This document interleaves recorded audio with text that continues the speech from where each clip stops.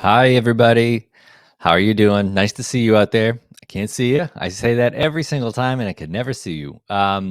So my name is Jonathan, here with Hindenburg, and this is our office hours series. So I'd like to talk to you about a few things before we get into this. So this one's all about effects. We're just going to answer questions that I commonly get, and hopefully demystify some things.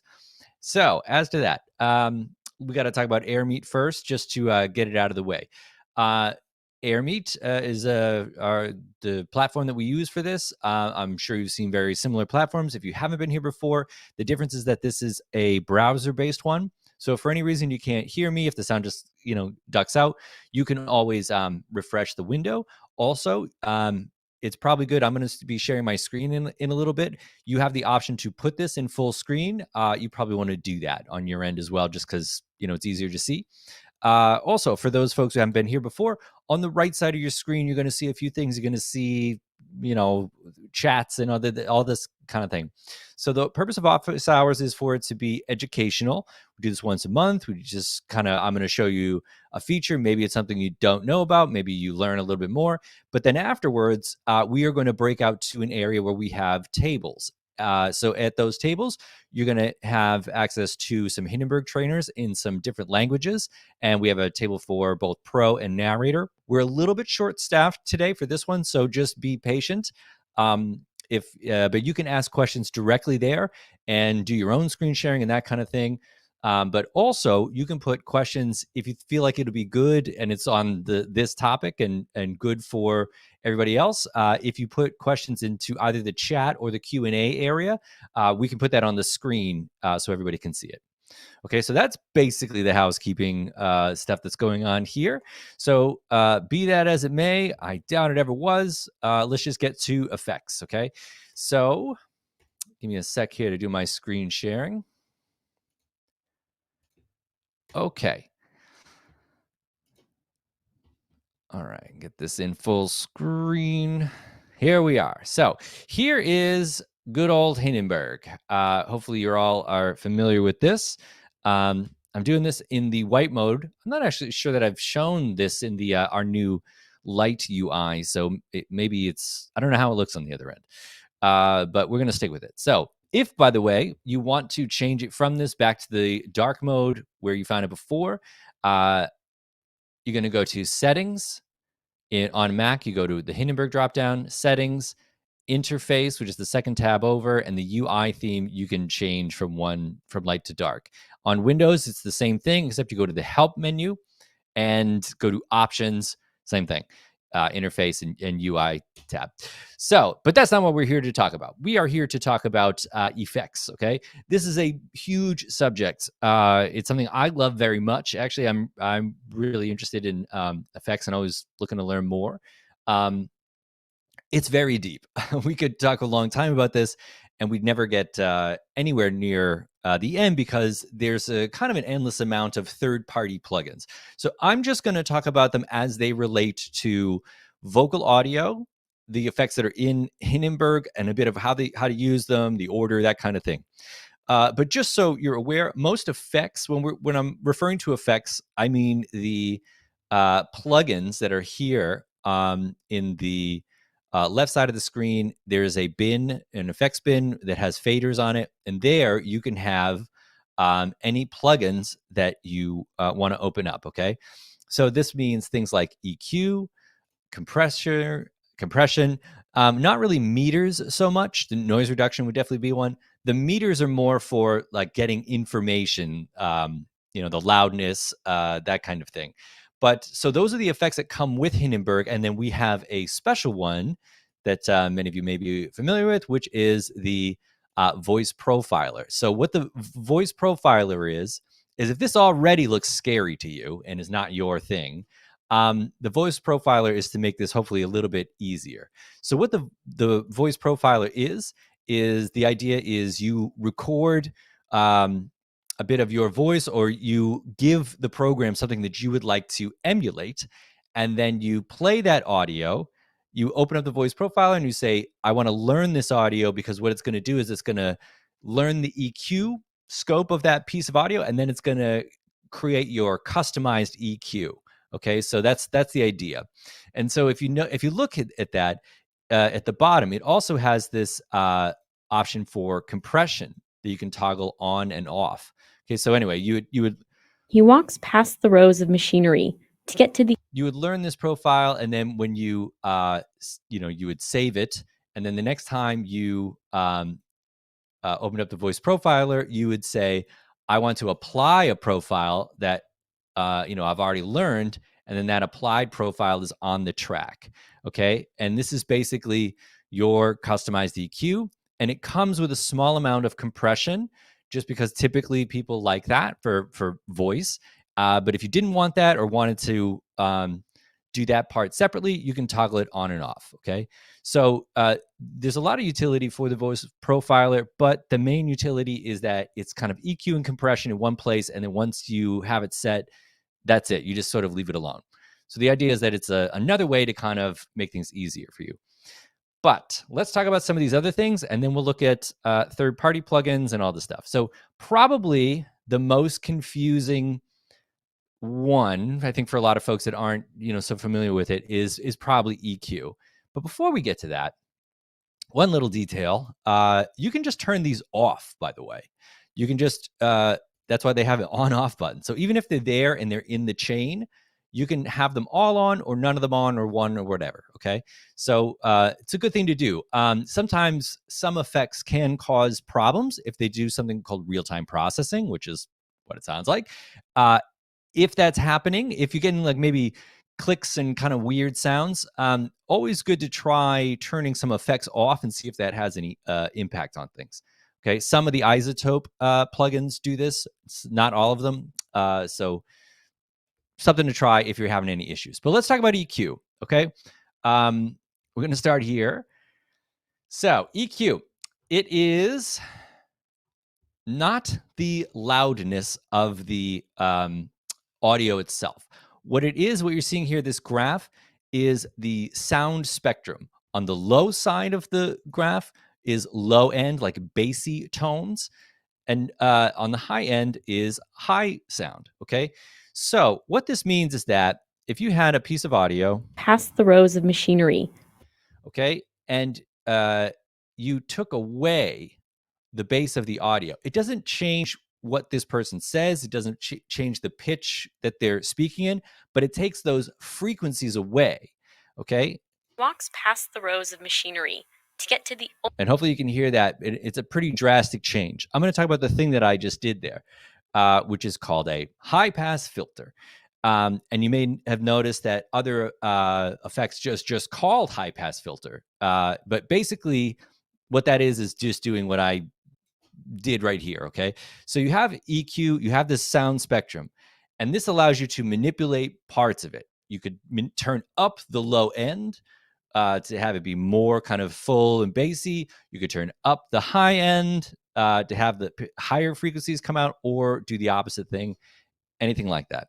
Fun fact with these Hindenburg effects, if you double click them, they go back to, even if you alter it, do whatever, if you double click, it'll go back to neutral. You may have noticed that there's this other thing here on the EQ effect. Okay, this is called it's often called the shelf. And what it does is it just takes off some of the low end automatically.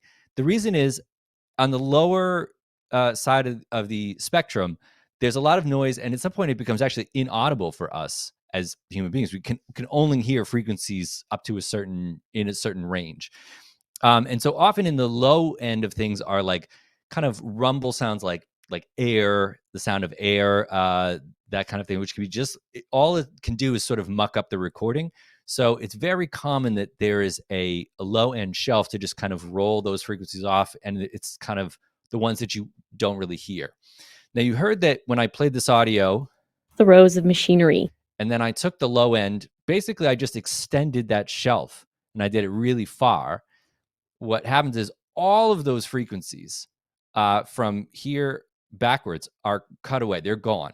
And the reason it's always confusing, it's kind of counterintuitive. It's called a high pass filter when you take the low stuff away. The way I think about it is like Gandalf from Lord of the Rings. It's like, you shall pass. It's just the high frequencies get to pass. and then you're deciding where that is. So if you are doing things where there is sound design or something like that, these sort of effects come in a lot. This sort of thing is used in music all the time, where let's say you have a low piano sound and a bass guitar, and they're in the same register, and it would end up being a lot of sort of bass. What you can do is still have all of the low notes, but you can take away the low end, let's say out of like the piano. That's some utility, of how it's used in music. But in cleaning up vocal audio for podcasts and things like that, if you ever have like low rumbly things, you can use it that way. Okay. Um, and you can hear, it's pretty drastically different. Walks past the rows of machinery to get to the only machine that's idle. Okay. Now you could go the other way too. If you just took all the high end away, this is called a low pass filter, meaning only the low notes frequencies get to go by. Okay. And this is going to sound basically muffled. He walks past the rows of machinery to get to the only machine that's idle. Okay. So what's the utility of doing that? Well, one of our other effects, which is called noise reduction, I think it's our most useful effect, and it's very easy. The idea is that you just turn up the amount of it. It's actually two effects in one. It is a high pass filter, and it is a de-hum effect. That's what's happening there. So the more you turn up the noise reduction plugin, the more of the high end is actually being rolled away. And that's because a lot of times the frequencies that are in that background noise, the hiss kind of sound, is in the high end part. So if you had a hissy bit of audio and you turned up the high end really high, you'd hear that hiss accentuated even more. Actually, probably can hear that here in this one, actually. He walks past the rows of machinery to get to the only Did you hear that? machine that's idle. He walks past the... So there's a buzz in this one, and then when I accentuate it with this, it brings it out some more. So here's this. He walks past the rows. And then with it on. He walks past the rows of machinery. Bzzz, it's not good. So hopefully you can hear this, and this translates across the internet. But even if you can't hear any of this, the concept is all still there. But so that's how you would use. That's just what EQ is broadly. I just want to show you a few things about hours in particular. If you've ever seen something that looks like this in EQ, that's there for a reason. And the reason is, oftentimes, if there was a problematic frequency, kind of like the one we just heard, actually, that bzzz sound, what you would do is you would try to find that frequency somewhere in here. And when you kind of hear it being accentuated, then you go the opposite way and you basically try to take it out and get rid of it. So that's the thing you could do. But you probably won't be doing so much of that kind of stuff. You're probably going to be doing this for just making your voice sound a little bit better. And so what I would suggest are a few things. By the way, if you want to change see how I'm doing this and making the slope of this get really narrow or broad, you could just hold the shift key down and do that with the mouse wheel. So what you're probably going to be doing is things that look like this. I mean, really small adjustments to maybe kind of give a little bit of high end or accentuate something in your voice. And I would say, try it, or your guest voice. Try some things out. And so just the method of how to do this that I think is the best is you make a selection on some piece of audio, and then you just loop that selection. So you can do that by holding the shift key down and pressing the space bar. Past the rows, past the rows, past the... Okay, so every time I press the space bar, unlike if I'm not holding the shift key down, this is going to play only the part that's in the selection. And then I would make an adjustment to this effect, hear it with it off. Past the rows. Then turn the effect back on. Past the rows of machine. And kind of adjust from there. That's broadly how I would suggest that you do that.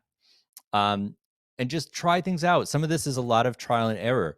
And hopefully more trial and less error. But it is kind of a thing that's to taste, and it's fun. I mean, this is where you kind of get to make things, a bit of your own.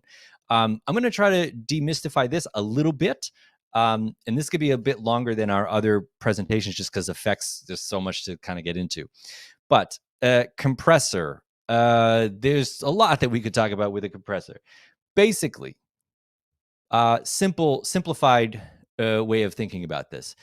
If I'm looking at this waveform, I see some of these peaks, like you see here. This one's high, and then this one's low. That's just the nature of the sound wave, right?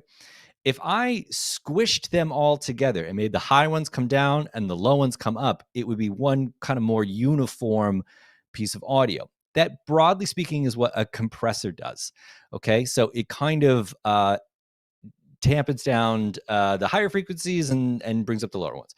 So when that happens, it can have an effect often on, well, let me say this, often on with your voice. A little bit of compression typically sounds nice. And I would just recommend, again, play with it. Just try it out. This is non-destructive audio. You can't hurt it. So I would turn the effect on, hear what it sounds like, and then maybe, turn it way up, hear what it sounds like, really, really compressed. To get to the only machine. Okay, and then hear it with it off.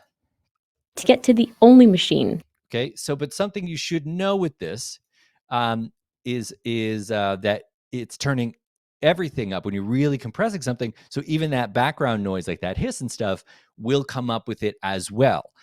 So this is where then you're kind of you're mixing and matching. Like maybe you turn up the compression a little bit, and then you want a noise reduction on there because it's kind of turned up the background noise, that kind of thing. So a compressor. This is the world's easiest compressor. It is one knob that you turn up. The thing about other compressors is that they can be very complicated. So basically, a compressor has a few parameters that you can go in and adjust and do things to. Okay, you probably don't need to see this, but it has a few of these parameters, and mostly what it is you're turning up, like you heard that it, like I said, it squishes down the big ones, it brings up the smaller ones. Well, it's basically you're adjusting how fast it gets them and releases them. That's roughly what these parameters are, and so they look kind of scary when you look at them and you don't know that stuff. So the idea with the Hindenburg compressor is that we've just kind of preset those parameters, and the only thing that you're turning up is just the overall amount of it. Okay, so that's the way that the compressor works, and I would say, again, try it and mess around with it. If you wanted to get deeper into that, you'd have to have a third-party plugin, and maybe that'll bring us to this here. So underneath over here in the effects bin, the ones that come with Hindenburg. After that are all these ones that would be aftermarket effects. And you can see here, like with Apple has some, and they're just called like high pass filter, low pass filter. So you know what it is now.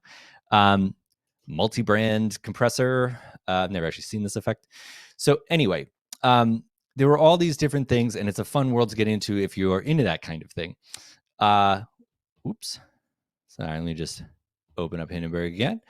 So that can be a fun thing. So any of these third-party effects are here, and you can, have other effects and use them how you would like to. Okay, so let's talk about the order of effects. All right. So I can't go on forever about third-party effects because there are many, many, many of them. And they can get complicated because sometimes an effect is actually like a little mini program within one of these effects. So that can be cause a lot of processing issues. You should know that the more effects that you have on, there are 6 slots for each track in Hindenburg.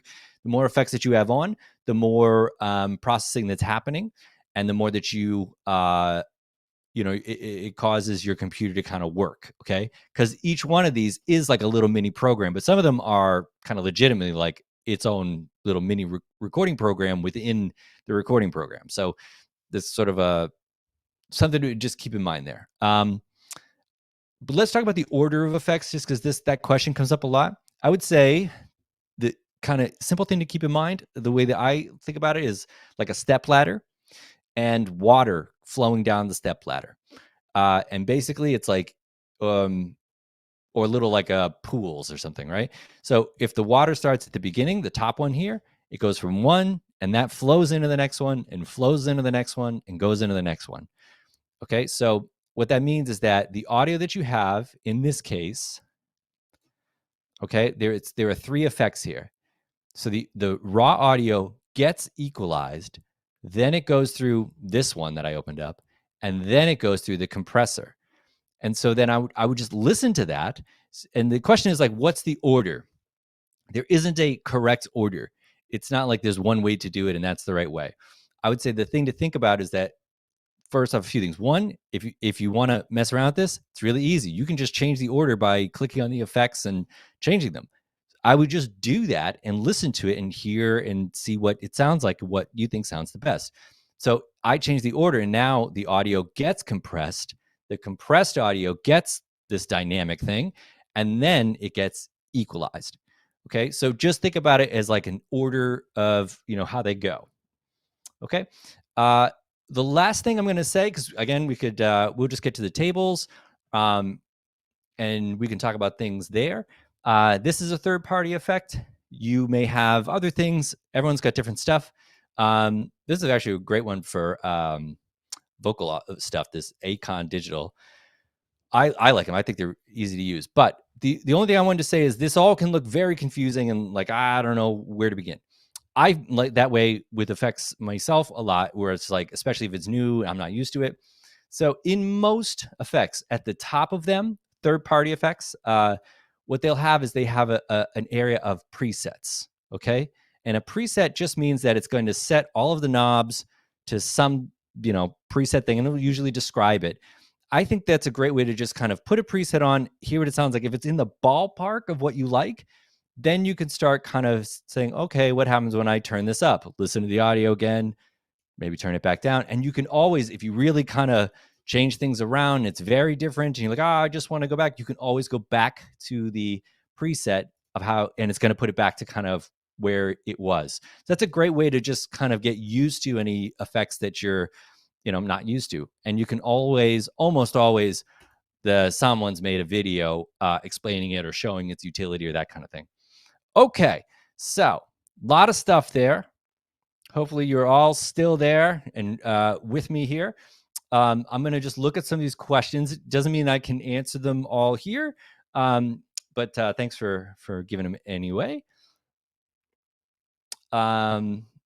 So David from Casa Media. David's a very a great engineer and knows a lot about effects himself.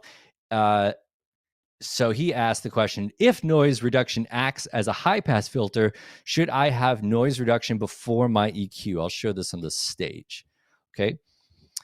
So should have it before my EQ. What I do personally, and again, I think this is, it's open to interpretation here.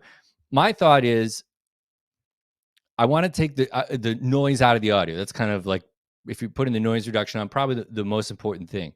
But again, it's taking away some of those high ends. The way that I personally do it is I will put the noise reduction on and, kind of adjust it. And then if I felt like kind of it's a little bit more muted than I like, then after that, I would have an EQ and I would boost up the high end. That's how I do it. So, but open to interpretation. Okay, great question. Of course, it was a great question. All right. Let's see here. Somebody just some people are putting up just suggestions of plugin companies. There are many free plugins out there. I use them all the time. Music applications, something to try out. I would say one thing also, just a little detail. It can be kind of a drag when if I had this problem right now where I have a bunch of effects. Maybe I tried something out and then I was like, whatever, I don't like it, and then I just forget to take it off, and then it's kind of like a hassle. That can be a drag about effects. But anyway, okay, so somebody asked a question here. Okay, see if I can get this right. How to use the leveler to create loudness uniformity when I have narration and a variety of different storytellers and music. This is a question from Albert.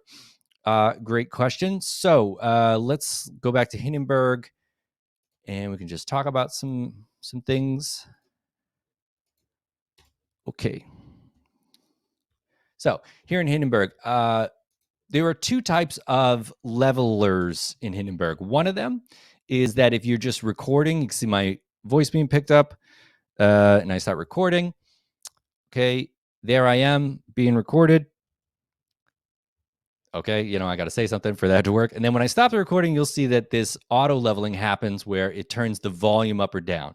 And to be clear, that is only affecting the volume. It's just like turning a fader up or your input volume on your interface. It is not doing something called limiting or anything like that. It is just volume. There is another effect that we have. It's in the tools drop-down menu. And of course, there's, key commands for all this stuff. It's called magic levels.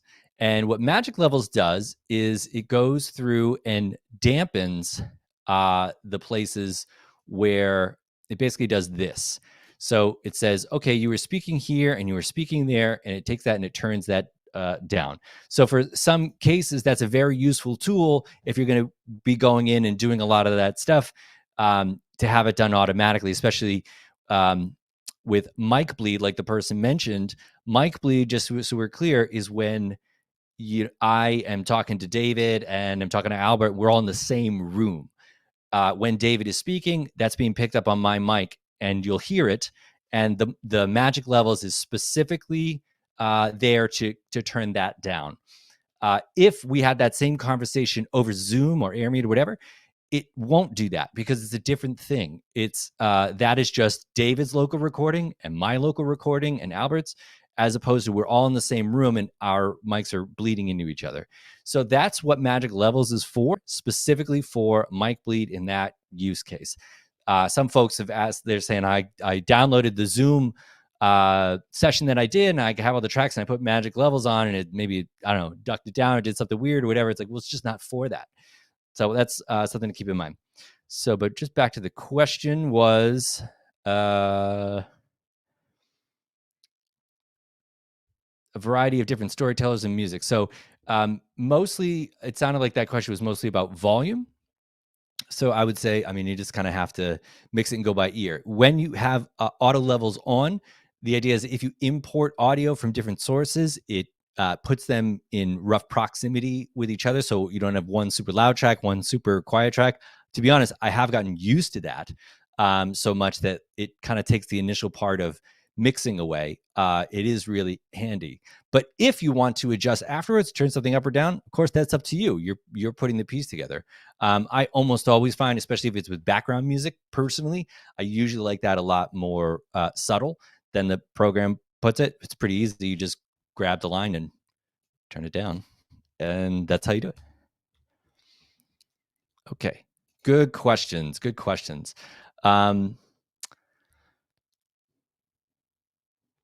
Okay, so the question here from Olaf is kind of a similar thing. Had a problem with mic bleeding in a 5-person recording and did not manage to get rid of it. Any advice without buying a $600 plugin? Yeah, I'd use the Magic Levels, which is built into the program. I would do that and see what it did, listen to it, and then also, in addition with that mic bleed, I would use noise reduction as well. The other way you could do it is, of course, you can manually just go in at any point where, again, David and I are in a room. I'm speaking and it's picked up on David's mic. You can just go in there. You can see with the voices. You could just mute that part or cut it out or whatever. But the Magic Levels hopefully does that and makes that easier for you. Okay. Okay. So this is a great question. Does Pro have an option to set up what is called a side chain in other DAWs? This is a question by Ralph. So the answer to the question is no, but let's talk about what side chain is. So it's usually referring to compressors, and although could be other things, I guess. But it's so maybe I'll back up a step. Almost all these effects are coming from the world of music, and their utility is initially from music, right? So compressors are used on everything. The most common effect, which I didn't show, I probably should, is reverb and delay. Easy way to think about reverb is think about the cathedral. When if you go to a big church or something, your voice is reverberating around in the big cavernous space. And delay is if you go to the Grand Canyon, you say echo, echo, echo, echo. That's a delay. Okay. Those are probably the two most common effects. And then compressor is in there.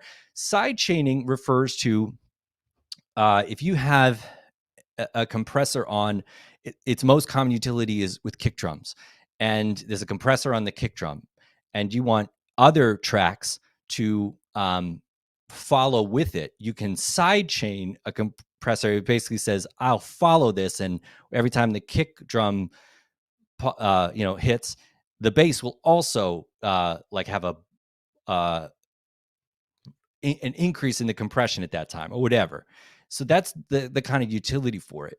So the answer is no in Hindenburg. It doesn't have sidechain utility. You could have an effect third-party plugin that has sidechaining, and yes, you can do that. But my question would be, why? For making a podcast, I can't really see why you need to have the side chaining involved at all, to be totally honest.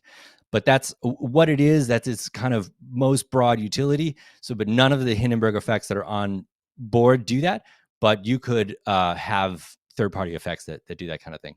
I should also say, before I get to one more question, and we'll get to the tables here. Let me just show one other thing. Okay. So there are 6 plugin slots or effect slots on each track. You should also know you can have a master track, okay?